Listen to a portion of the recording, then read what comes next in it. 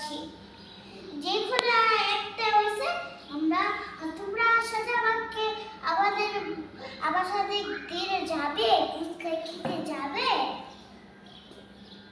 সবাই like subscribe একটু করো।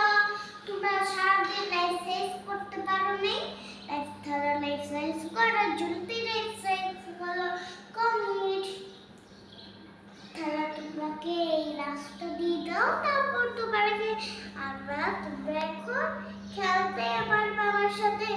আমরা কি সুন্দর সাজছি আর কি সুন্দর একটা হাঁটবো দেখবেন না।